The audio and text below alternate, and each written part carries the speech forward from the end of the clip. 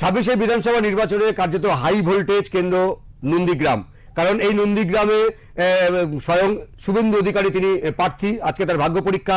তবে সকালবেলায় তিনি নন্দীগ্রামে তার ভোটাধিকার প্রয়োগ করেছেন। ভোটাধিকার প্রয়োগ করে বেরিয়ে সাংবাদিকদের মুখোমুখি হয়ে তিনি কার্যত বলেছেন যে পরিবর্তন নিশ্চিত। তিনি ঠিক আর কি বললেন শুনবো।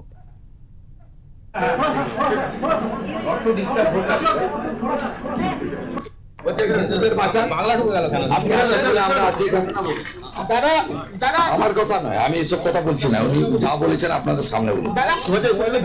পরিবর্তনের পক্ষে রাজ্যে, আর এখানে আমার ব্যবধান বাড়াবে।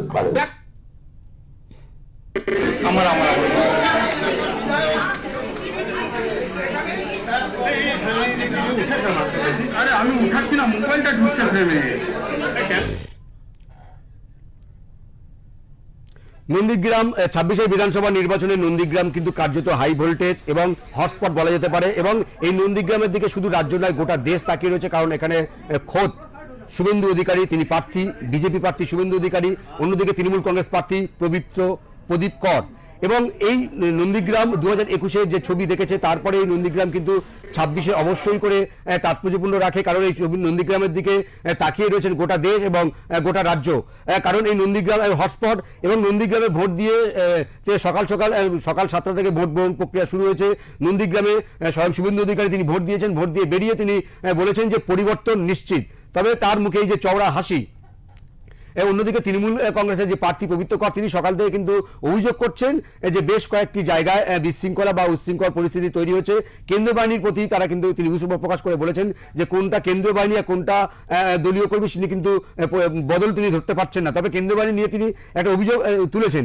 তবে এই মুহূর্তে যেটা আমরা খবর তুলে ধরবো আপনাদের সামনে, আপনাদেরকে জানাবো যে নির্বাচন কমিশন সূত্রে যেটা জানা যাচ্ছে যে সকাল 9টা পর্যন্ত ভোট পড়েছে 20%। সকাল 7টা থেকে এই 26-এর বিধানসভা নির্বাচনের প্রথম দফা যে 152টি বিধানসভা কেন্দ্রের ভোট গ্রহণ চলছে প্রথম দফায়। কারণ এসআইআর এর পর এই প্রথম দফা নির্বাচন বেশ তাৎপর্যপূর্ণ। কারণ এসআইআর পরেই প্রথম নির্বাচনের সম্মুখীন হচ্ছে সাধারণ ভোটাররা। এখানে এই প্রথম দফা নির্বাচনে 139টার মতো নতুন ভোটার ট্রাইব্যুনাল থেকে পরীক্ষিত হয়ে তারা ভোট দেওয়ার সুযোগ পাচ্ছেন। এবার এটা কিন্তু সাধারণ ভোটারদের কাছে একটা সবচেয়ে বড় বিষয়, যেটা যে এসআইআর এর পরে তারা এই প্রথম ভোট দেওয়ার সুযোগ পাচ্ছেন। এবং এই ভোটে কিন্তু উৎসবের মেজাজে ভোট হওয়ার যে প্রতিশ্রুতি নির্বাচন কমিশন দিয়েছিলেন।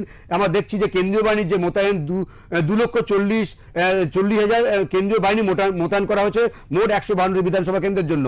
তবে মুর্শিদাবাদের ক্ষেত্রে সবচেয়ে বেশি কেন্দ্রীয় বাহিনী মোতায়েন করা হয়েছিল। তবে নন্দীগ্রামের দিকে নজর কিন্তু গোটা রাজ্য এবং দেশের নজর রয়েছে। কারণ স্বয়ং শুভেন্দু অধিকারী তিনি এখান থেকে প্রতিদ্বন্দ্বিতা করছেন এবং সেই সঙ্গে তিনি ভবানীপুরে প্রতিদ্বন্দ্বিতা করছেন। তবে সেটা দ্বিতীয় দফার নির্বাচনের বা দ্বিতীয় দফার ভোট গ্রহণের তখন আমরা সেই ভোট গ্রহণের ছবি আমরা তুলে ধরবো। তবে এই মুহূর্তে নন্দীগ্রামে ভোট দিয়েছেন শুভেন্দু অধিকারী, তিনি যেটা স্পষ্ট জানিয়েছেন যে পরিবর্তন হচ্ছে, তার মুখে কার্যত চওড়া হাসি। তবে এই মুহূর্তে নির্বাচন কমিশন সূত্রে যেটা আমরা জানতে পাচ্ছি যে সকাল 7টা থেকে যেহেতু ভোট গ্রহণ প্রক্রিয়া শুরু হয়েছে, তবে সকাল 7টা থেকে 9টা পর্যন্ত এই সময়ে 20% ভোট পড়েছে বলে নির্বাচন কমিশন সূত্রে আমরা জানতে পাচ্ছি। তবে এই মুহূর্তে যেটা সবচেয়ে গুরুত্বপূর্ণ বিষয়, যেটা শুভেন্দু অধিকারী তিনি ভোট দিয়েছেন সকাল সকাল। এবং যেটা সূত্রভাবে জানা যাচ্ছে যে তৃণমূল কংগ্রেস প্রার্থী পবিত্র কর তিনিও সকাল সকাল ভোট দিয়েছেন। দিনে কিন্তু তিনি নির্বাচন কমিশন এবং যে কেন্দ্রীয় বাহিনী তার যে মোতায়েন করা বা তার যে দায়িত্ব সেটা নিয়ে কিন্তু তিনি অভিযোগ তুলেছেন। তবে নিরাপত্তা নিয়ে নন্দীগ্রামের যে নিরাপত্তা সেটা নিয়ে কিন্তু কার্যত খুশি শুভেন্দু অধিকারী। তিনি পরিষ্কার জানিয়েছেন যে নির্বাচন কমিশন এবং কেন্দ্রীয় বাহিনীর যে ভূমিকা, নন্দীগ্রামের ক্ষেত্রে যে ভূমিকা, সেটা দেখে কিন্তু তিনি কার্যত খুশি। এবং গোটা রাজ্যে মানে এই মুহূর্তে যে 152টি বিধানসভা কেন্দ্রের নির্বাচন হচ্ছে সেখানে যে কেন্দ্রীয় বাহিনীর যে ভূমিকা, তাতেও কিন্তু তিনি খুশি প্রকাশ করেছেন যে এই মুহূর্তে কেন্দ্রীয় বাহিনীর ঘোরাটাপে যে নির্বাচন চলছে সেটা শান্তিপূর্ণ হচ্ছে এবং তার জন্য নির্বাচন কমিশনকে তিনি বাবাও দিয়েছেন। তবে অন্যদিকে তৃণমূল কংগ্রেস প্রার্থী পবিত্র কর তার অভিযোগ নির্বাচন কমিশন এবং কেন্দ্রীয় বাহিনীর দিকে। তবে সকাল 7টা থেকে যে ভোট গ্রহণ প্রক্রিয়া শুরু হয়েছে, নির্বাচন কমিশনের কাছে কিন্তু সবচেয়ে নতুন যে বিষয়গুলো আমরা দেখেছি যে সাজোয়া গাড়ি, এবারের 26-এর বিধানসভা নির্বাচনে সাজোয়া গাড়ি এবং এআই দ্বারা নিয়ন্ত্রিত সিসিটিভি ক্যামেরা এবং 100 মিটারের মধ্যে লক্ষণ রেখা টেনে দিয়েছে নির্বাচন কমিশন। কোনো ধরনের অশান্তির পরিবেশ বরদাস্ত নয়। এবং এবারে যে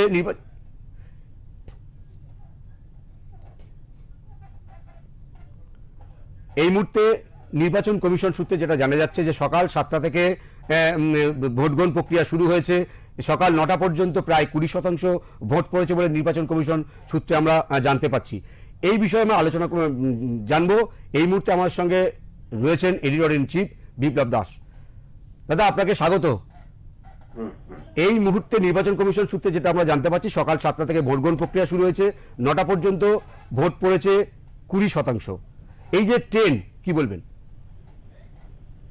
হ্যাঁ দেখো, সকাল 7টা থেকে 9টা পর্যন্ত যদি দেখি 2 ঘন্টায় 19% নির্বাচন কমিশন বলছে, প্রায় কোথাও সেটা কিন্তু 20%। আমি যদি একটু আগে জেলাওয়ারি যে তথ্যটা আমাদের কাছে এসেছে সেটা যদি একটু বলি, যে প্রথম দফায় এই যে 152টা আসনে নির্বাচন চলছে, সেখানে যদি আমরা একদম মুর্শিদাবাদে যেটা এখনো পর্যন্ত ভোটের হার 18.88%, মালদহে 16.96%, পশ্চিম বর্ধমানে 19%, উত্তর দিনাজপুরে 17.54%, পশ্চিম মেদিনীপুরে 20.51%, বীরভূমে 19.1%, কোচবিহারে 17.56%, জলপাইগুড়িতে 18.50%, পুরুলিয়াতে 17.83%, দার্জিলিং এ 18.80%,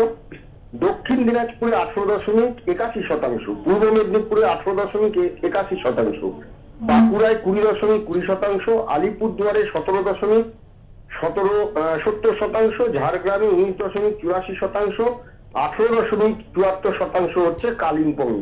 এই হচ্ছে মোট 16টা জেলায় যে নির্বাচন চলছে।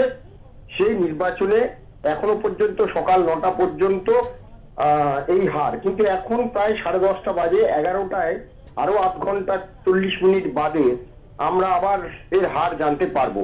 এখন প্রশ্ন যেটা, যে এই যে ভোটের হার, এই ভোটের হার এতটা বৃদ্ধি করে আমরা যদি দেখি, সমস্ত জেলা থেকে যা খবর আসছে, মহিলাদের ভিড় কিন্তু এবারে সকাল থেকে বেশি। সাধারণত মহিলারা ভোট দিতে যেতেন একটু বেলা করে, কারণ সকালবেলা তাদের বাড়ির সংসারের কাজ কর্ম সেরে নিয়ে তারা একটু 10টা-11টার পরে ভোট দিতে যেতেন, কিন্তু এবারে অভূতপূর্ব ভাবে দেখা যাচ্ছে সকাল থেকেই বুথে বুথে মহিলাদের লাইন, যেটা আমরা বিহারের ক্ষেত্রে দেখেছিলাম। বহু মহিলা এবারে ভোট দিয়েছেন, আর সেই সঙ্গে পুরুষদের লাইন তো রয়েছেই। অর্থাৎ এটা বলা যায় যে মানসিক ভাবে যেটা হচ্ছে, যে অনেকেই ভাবছে হয়তো এসআইআর এর ফলে যে নতুন ভাবে সকলের নাম উঠেছে, এবার যদি ভোট না দেওয়া হয় তাহলে হয়তো নাম আবার বাদ পড়ে যেতে পারে। এই আশঙ্কা থেকে অনেক মানুষ কিন্তু সচেতন ভাবে ভোটের লাইন দিচ্ছেন। ফলে ভোটের শতাংশ কত শতাংশ ছবে সেটা বলা যায় না। আর একটা জিনিস, যে এবারে ভোটে যেটা দেখা গেছে, প্রচুর মানুষের তো নাম বাদ গেছে। এবারে অঙ্কটা একটু অন্য রকমের হয়ে যাচ্ছে। কেমন হচ্ছে যদি আমি একটু বলি, যে যদি কোনো কেন্দ্রে দেখা যায় যে 2021 বা 2024 সালের নির্বাচনে কোনো কেন্দ্রে, কোনো বিধানসভা কেন্দ্রে টোটাল ভোট সংখ্যা ভোটার ছিল 3 লক্ষ, যদি 80% ভোট পড়ে, তাহলে সেক্ষেত্রে মোট ভোট পড়েছিল 2,40,000। কিন্তু এরপরে এই যে এবারে যে কি বলে এসআইআর এর ফলে প্রচুর নাম বাদ গেছে।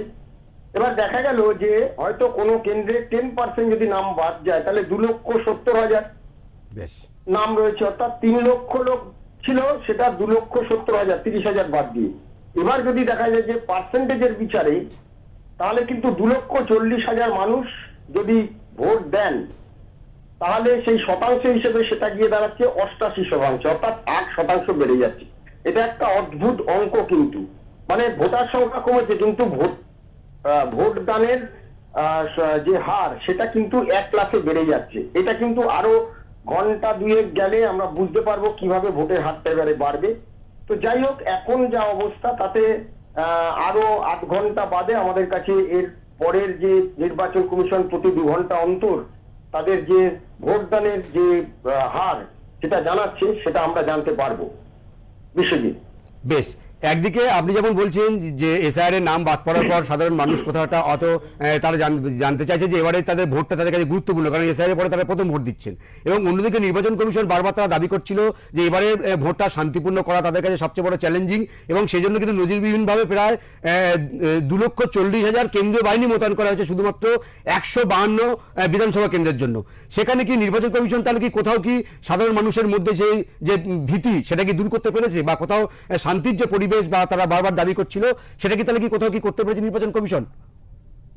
তবে এখনো পর্যন্ত যে 16টা জেলায় 152টা বিধানসভা কেন্দ্রে ভোট হচ্ছে, সেরকম ভাবে খুব বড় কিছু কিন্তু খবর বা ঘটনা বা রক্তপাত বা সেরকম ঘটনা কিন্তু এখনো ঘটেনি, বা বড় কোনো অভিযোগ কিন্তু এখনো ঘটেনি। ছোটখাটো এগুলো থাকবেই, যে কিছু জায়গায় হয়তো ভয় দেখানো এগুলো থাকবে, কিন্তু বিগত নির্বাচনগুলিতে বিশেষ করে 2016 থেকে আমরা যে নির্বাচন দেখেছি, সেই 2016 থেকে যে নির্বাচন, সেই 2016 থেকে নির্বাচনে যদি আমরা 2024 পর্যন্ত দেখেছি, যেরকম ভাবে সকাল থেকে আমরা টেলিভিশনের পর্দায় যে যে বিষয়গুলো উঠে আসতো, হয়তো শতাংশের ভিতরে সেগুলো খুবই কম, মানে সারা ভারত পশ্চিমবঙ্গে যে নির্বাচন হতো তার মধ্যে যেগুলো আমাদের সংবাদ মাধ্যমের পর্দায় আসতো এগুলো কিন্তু খুব কম সংখ্যা, এর থেকে আরো অনেক বেশি সংখ্যায় কিন্তু ঘটনা ঘটতো।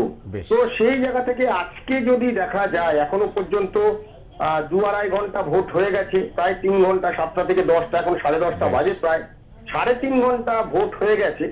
এখনো কিন্তু সংবাদ মাধ্যমের আমরা যেগুলো দেখতে পাচ্ছি, খুব ভালো ব্যবস্থা নির্বাচন কমিশন যে টাইট সিকিউরিটির ব্যবস্থা করেছে, এবং অবাধ শান্তিপূর্ণ নির্বাচন করাতে মানুষকে যাতে ভরসা দেওয়া যায়, বুথমুখী করা যায়, সেটাতে কিন্তু এখনো পর্যন্ত বলা যায় যে সফল, প্রায় সফল বিশ্বজিৎ।